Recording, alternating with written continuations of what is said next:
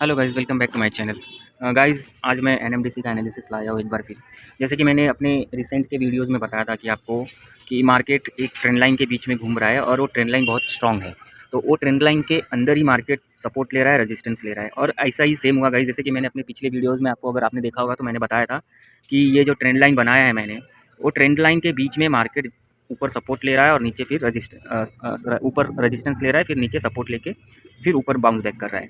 तो ऐसा ही हुआ गाइज़। और जैसे कि मैंने आपको पिछले वीडियो में यहाँ ये वाला जो ज़ोन था मैंने बताया था कि यहाँ पर मार्केट आपको ट्रैप कर सकता है, क्योंकि मैंने जब भी दो आपको ग्रीन कैंडल जो दिख रही है यहाँ पर, तभी मैंने बोला था कि ये ट्रैप हो सकता है। अभी रुक जाइए, ओ वीक का आप देख लीजिए कि आगे क्या इसका ट्रेंड होने वाला है। तो अगर आपने उधर बाइंग की अपॉर्चुनिटी देखी होती तो आप ट्रैप हो जाते, क्योंकि मार्केट ने वापस से दोबारा मार्केट ने 205 का सपोर्ट लेके वहाँ से थोड़ा बाउंस बैक किया है।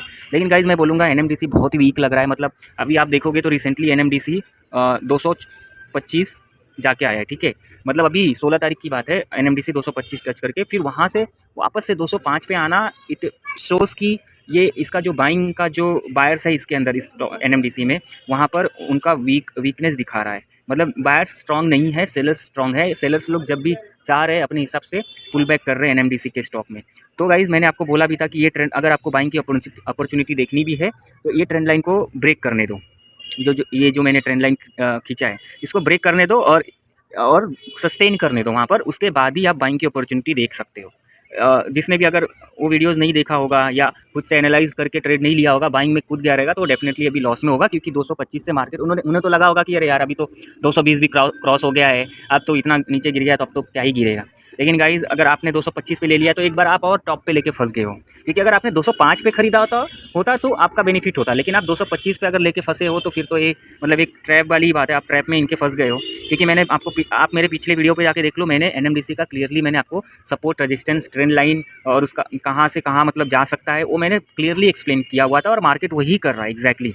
वो ट्रेंड लाइन के बीच में ही मार्केट सबको ट्रैप कर रहा है। जो जिसको लालच आ रहा है वो बाइंग में कूद जा रहा है, लेकिन मार्केट फिर ट्रैप करके वापस से उनको नीचे कर दे रहा है। तो वही बात है गाइज, ये जो ट्रेंड लाइन है बहुत ही ज़्यादा स्ट्रॉन्ग है और बायर्स स्ट्रॉन्ग नहीं है फिलहाल एनएमडीसी में। तो मैं बोलूँगा बाइंग में अभी आप अपॉर्चुनिटीज़ फिलहाल मत देखो। अगर आपको देखना भी है तो 236 के ऊपर मार्केट निकलेगा जब ये ट्रेंड लाइन का एक ब्रेकआउट है, तो उसके ऊपर ही आप देखो खरीदने के लिए। अदरवाइज़ फिलहाल इसको खाली मॉनिटर करो। और स्टील सेक्टर अभी भी मैं बोलूँगा वीक ही चल रहा है गाइस, क्योंकि अगर वीक नहीं चल रहा था तो जो नंबर 1 कंपनी है इंडिया की स्टील में, एनएमडीसी, वो भी गवर्नमेंट कंपनी, वो जब नहीं ऊपर जा पा रहा है तो फिर आप किसी और में भी, अगर टाटा स्टील या जो भी जेएसडब्ल्यू स्टील में भी आप जाओगे तो उसमें भी लॉस होने का पॉसिबिलिटी है। तो जैसे कि मैंने आपको बताया था, ये 205 का एक सपोर्ट बनाया है मार्केट ने, और वहीं 2 बार वहाँ पर मार्केट ने अभी रिसेंटली वहाँ से सपोर्ट लेके ऊपर गया है। और अभी मैं बाइंग की अपॉर्चुनिटी बोलूँगा 236 के ऊपर जाने दीजिए, फिर उसके बाद अगर बाइंग की अपॉर्चुनिटी आपको दिखती है प्रॉपर्ली एनालाइज करके फिर वो ट्रेड में इंटर मारिएगा। नहीं तो फिर आपको फिर से मार्केट ट्रैप करेगा और फिर आप वही लेके फंस जाओगे, या तो फिर आपको प्रॉफिट, या तो फिर लॉस में बुक करना पड़ेगा, या तो फिर वो ट्रेड को होल्ड करना पड़ेगा, जो कि फिलहाल के सिचुएशन के हिसाब से होल्ड करना मैं सजेस्ट नहीं करूँगा। बिकॉज अभी यूएसए में जो इलेक्शन भी आने वाला है उसका भी इम्पैक्ट मार्केट के ऊपर गिर सकता है अगर कुछ ऊंच नीच हुई वहाँ पर। तो गाइज़ यही मुझे बताना था कि क्योंकि मैंने बहुत दिन हो गया था एनएमडीसी का एनालिसिस वापस से नहीं करा था, तो मैंने सोचा आज आपको थोड़ा एनालिसिस करके बताऊँ। So guys please ignore buying opportunity in NMDC and try to invest in something else, because NMDC तो फिलहाल वीक चल रहा है और इसमें आप डालोगे तो फंसने के चांसेस बहुत ज़्यादा है।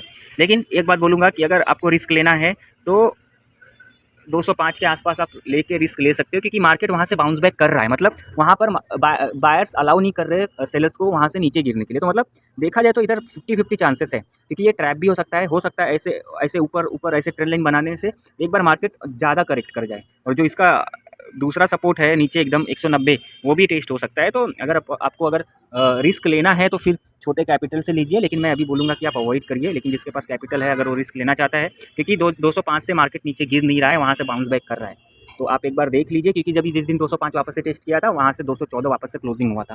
तो गाइस यही था एनालिसिस आज के लिए। अगर आपको ये वीडियो पसंद आया तो please share with your friends and subscribe my channel. Thank you guys.